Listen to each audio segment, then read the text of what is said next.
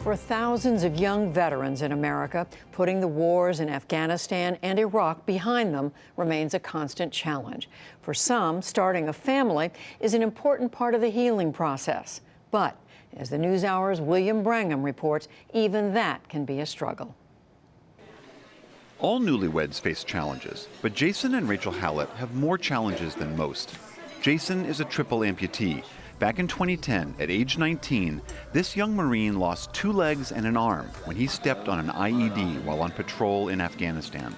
When 9/11 and everything happened, I had a little bit of an interest to join the military, but as soon as that happened, it just became, everything was, circling around me joining the military. After his injury, barely clinging to life and riddled with infections, Jason was cared for at U.S. military facilities in Germany, Maryland, and California. He hadn't been in touch with Rachel since they dated back in 8th grade, but in the hospital, he found her again on Facebook. He sends me this friend request a couple years after I'd kind of given up, and then when I saw what had happened, I just started crying. You hadn't posted what happened, but he had his picture obviously was different than last time I remembered him, and said that he worked for the Marine Corps, so I kind of put 2 pieces together. Facebook led to phone calls, which led to a visit, and then a wedding day.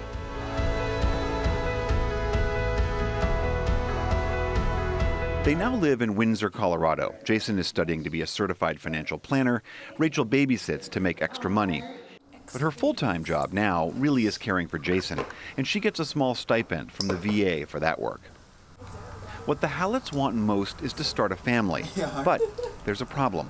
We had just kind of been told that it would probably be a problem because of some of his injuries and where his shrapnel is. He has just tons of shrapnel everywhere throughout his body. Still in your body today? Yep, so basically one of the pieces had actually connected itself to one of my testicles. And so now I have to take testosterone injections basically to get me back to normal. And with that, one of the side effects is it basically kills the sperm off. And then the other ones Tasha will teach you today how to make. In order to conceive a child, the Halletts have to go through lengthy in vitro fertilization treatments. In vitro is an expensive process. It typically costs about $12,000 to $13,000 per try, and the first try often doesn't work, nor does the second. Now the embryo is considered a blastocyst. So the bills can stack up. But unlike all the other medical treatment related to Jason's injuries, the VA does not cover IVF treatment for wounded vets, and so the young couple are paying for this themselves. Congress passed a law in 1992 that led to the Veterans Administration banning coverage of any in vitro fertilization services. That means that for an estimated 1,800 veterans like Jason, they'll also have to spend tens of thousands of dollars to get pregnant and start a family. Senator Patty Murray wants that to change. This Democrat from Washington State sits on the Senate Veterans Affairs Committee, and she wrote a bill that would lift the VA's IVF ban. But for 6 years, her efforts have been blocked. To me, when someone goes off to fight the war for us, a man or a woman, we have an obligation as a country to make them whole again, as whole as we can.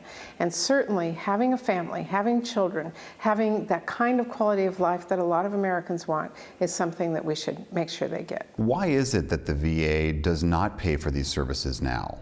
I have been told that it's because of the cost. I believe that that shouldn't be an issue. This is something that is a cost of war, and that as Americans we should do what we can for the people who served our country. So the stated reason is money, but I'm skeptical. What do you think the issue really is? It's hard to get anybody to say anything past cost. I would say to them, let's get over the cost.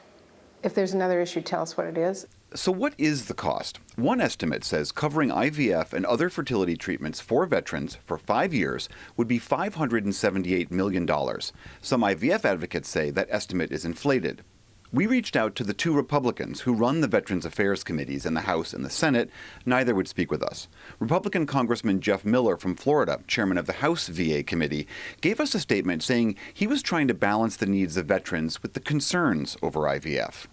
Several sources told the NewsHour that these concerns over IVF apparently come from pro-life organizations who object to the treatments.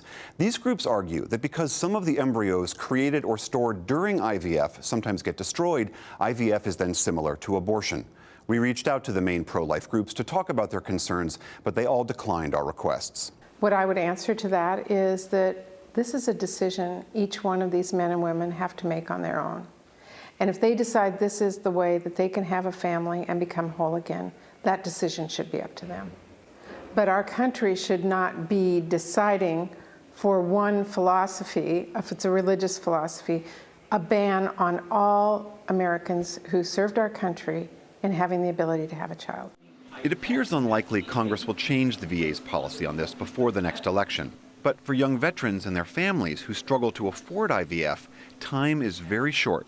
We're really talking about some 1,800 Afghanistan and Iraq veterans who are now aging. This one group of war injured, we really need to move this legislation forward and get these individuals the coverage they need before they lose their own reproductive potential. Dr. Gilbert Modela is a fertility doctor in Maryland who works with military families. He's pushing the VA to change its policy, which he says is driven in part by misconceptions about IVF, like the concern that IVF causes multiple pregnancies at once, leading to selective abortions.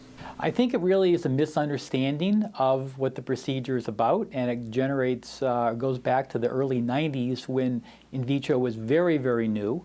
This is a 34-year-old procedure now that's come of age technically. And back in the early 90s when Congress was looking at this, it was a new procedure, not very successful, fraught with some problems of multiple pregnancy, which really are over in many ways.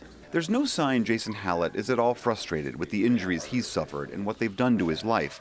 But the same isn't true for the way he feels about Congress. What do you think about the people who have been holding this piece of legislation up? It's very angering, and it brings a lot of resentment towards my active service and stuff. I don't regret joining the Marine Corps, but the simple fact is they told us that we'd be taken care of when we got injured, and I guarantee that if it was a congressman's kid or them themselves that wanted IVF and they had to go through the same process and the same hoops, that they would be doing everything they can to make it happen. It's hard to know that he would protect them and he would give up all of this for them, and they will not take just a little bit of time to try to fix this issue that we're having. Once we know actual dates. So say you started. Rachel is undergoing the first steps of her fertility treatment. If all goes well, she could be pregnant as early as February. If it doesn't, they will probably need loans for any additional treatment. For the PBS NewsHour, I'm William Brangham in Windsor, Colorado.